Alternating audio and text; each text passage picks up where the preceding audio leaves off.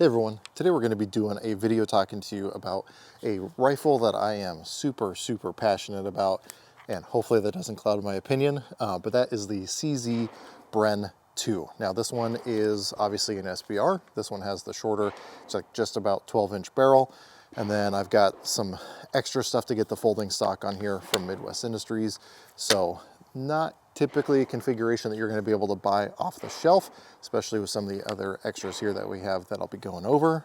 But as I alluded to, this is quite possibly my favorite configuration or style of rifle that is currently in my arsenal. Now, thankfully, it seems like the Bren 2 is starting to get a little bit more attention in the market. This one I have had for almost exactly 2 years now, as we're getting here into December.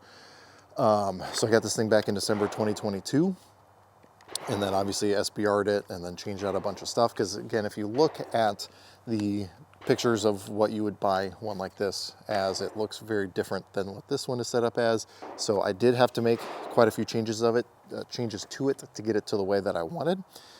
But in the same way that people always alter their Glocks to make it very different than how they get from the factory. I mean, and I just have one on. Happen to have one on me that looks very different than how you would get it off the shelf. The reason I still gravitated to this, even though I knew there were changes I wanted to make, is because I thought the core design itself was really spectacular, or at least had a lot of qualities that I hoped would be really good.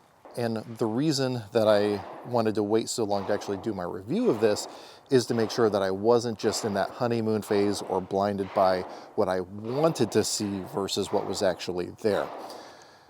But now that I've seen a lot of other people do their videos, I mean, Grantham did a video on these, and then especially what happened recently with the TFB TV test of a Bren 2, it just gives me a lot of reassurance in my opinions that I formed about this rifle.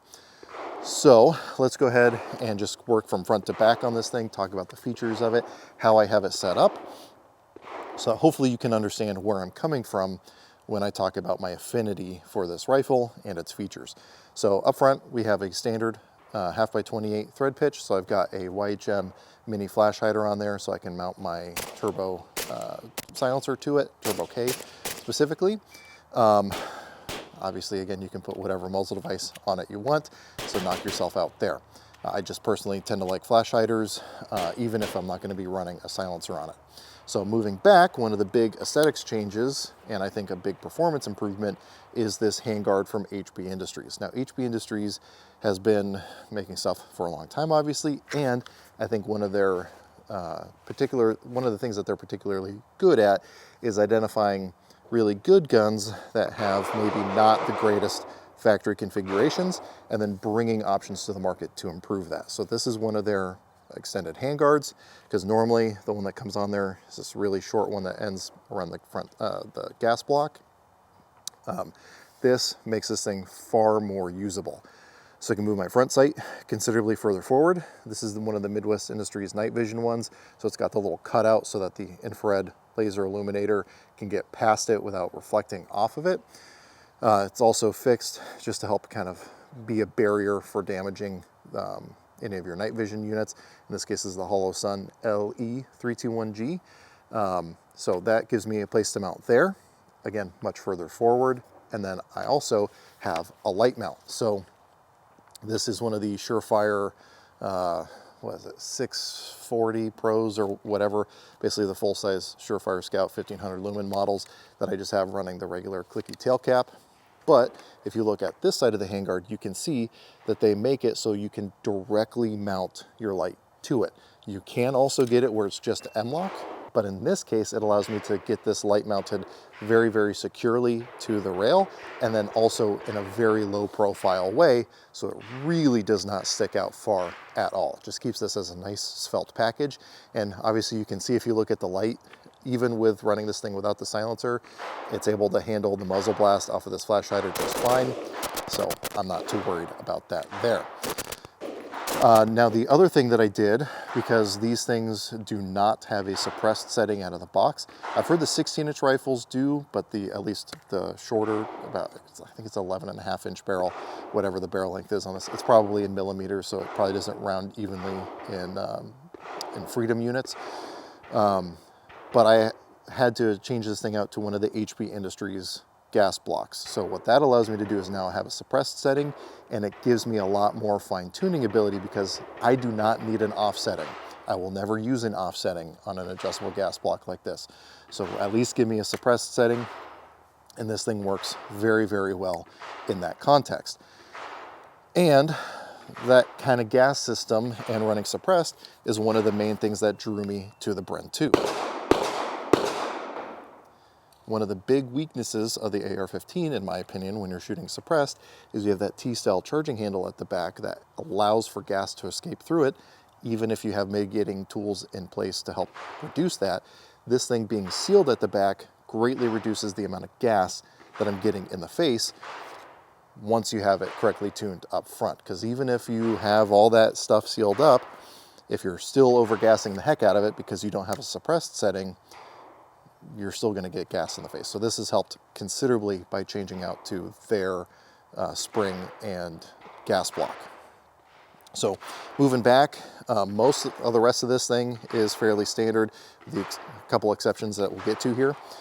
Charging handle, you can run on the left-hand side or right-hand side, but I just have it here on the left-hand side. So for me as a righty, I can very easily get on that. One thing you have to be cautious of is depending on your optic. If you have bolts or screws that stick out, you're going to be raking your knuckles, and that's no fun for anyone. Also, a non-reciprocating charging handle. So if we have this thing locked open, the charging handle is going to be stuck to the bolt when it's being used to pull it back. However, it's not going to be cycling every single time, because that can be an issue if you like to hold it with your thumb behind the charging handle. If you do that on a SCAR, at least the original versions of it, you're going to get SCAR thumb and cause a malfunction. So not an issue here. Moving to the rest of the upper receiver, obviously you've got the fully railed upper receiver, so you can mount optics and whatnot very, very easily. I did keep the original style rear sight, and it co-witnesses just fine with that Midwest Industries front sight. You've got a dual aperture rear sight, perfectly serviceable. Again, it's really there as a backup. I've got the Holosun Ames, which is probably my favorite rifle red dot at the moment, up here up top. Does very, very well. I have run this thing with a magnifier a couple times. Overall, I'm not a huge fan of magnifiers, but it does work well here. But with the upper receiver, it's a very, very smooth operation. This is a short stroke gas piston system, but just really, really smooth. One of the things that really drew me to this gun is the ergonomics. So this incorporates a way of holding the bolt open that you don't typically see. So inside the trigger guard at the very front, there's a little lever that you can push up or down.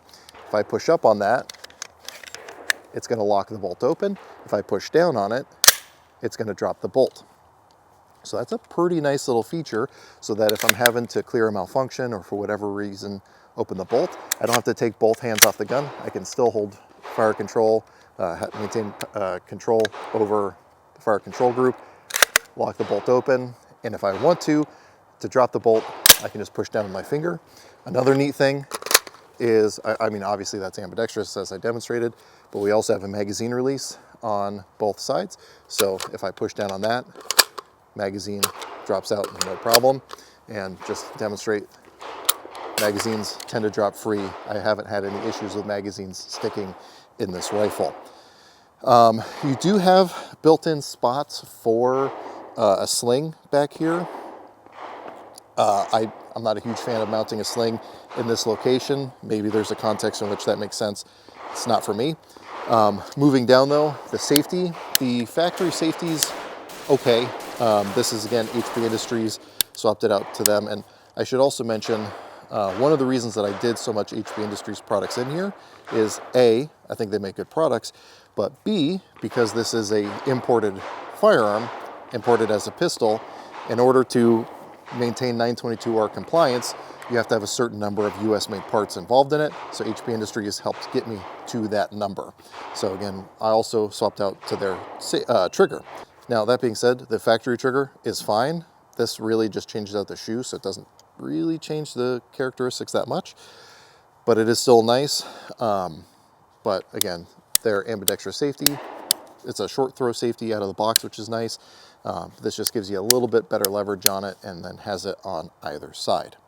Moving back, again, HB Industries, this is their Picatinny rail adapter here at the back. So I was able to just put this at the back of the receiver. That gives me the ability to throw this folding Midwest Industries stock on here. I've talked about these stocks quite a bit. I'm a big fan of them. This one is one of the adjustable ones, so you can move it in and out. You can also raise the cheek height or lower the cheek height, really get it fine-tuned to yourself, but then it also gives you a nice little sling mount, which doesn't allow for full rotation. Really great. I wish HB Industries did that up here. This one will fully rotate, so it can get the sling a little caught up at times, but small gripes.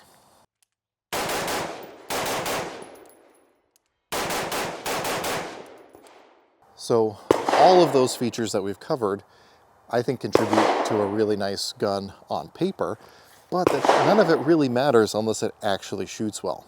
And I can thankfully say now, after having this thing for 2 years and running this thing a lot, including in competitions, it is one of the smoothest firing guns I have ever shot in my life.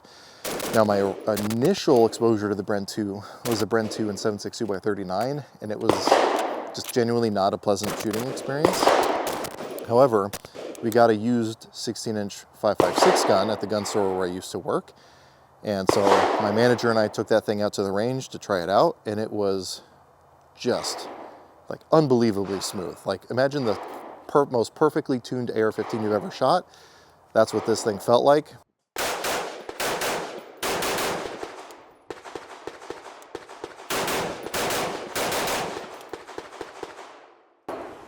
All right, I already like this a lot. It's super flat. Yeah. That brake is super effective, but not pushing it down.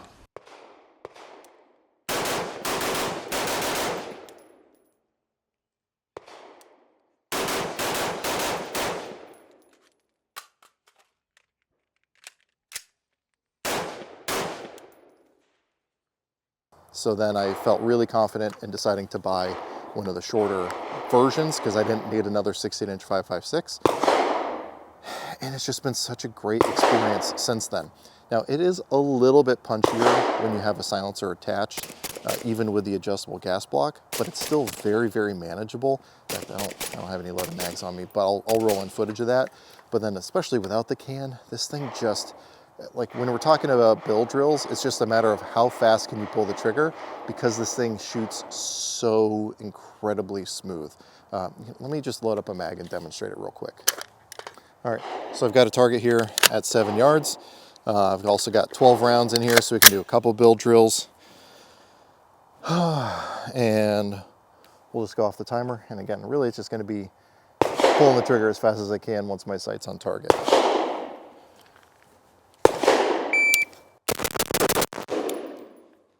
That was a 149. Do another one real quick.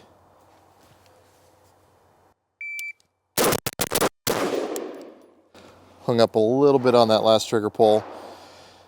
Had it not been for that one, so it was a 167, but a .32 split, whereas the previous ones were a 1.4, 1.4, 1.5. We're talking easily about 1.5 seconds with this thing. Let's just go look at the group.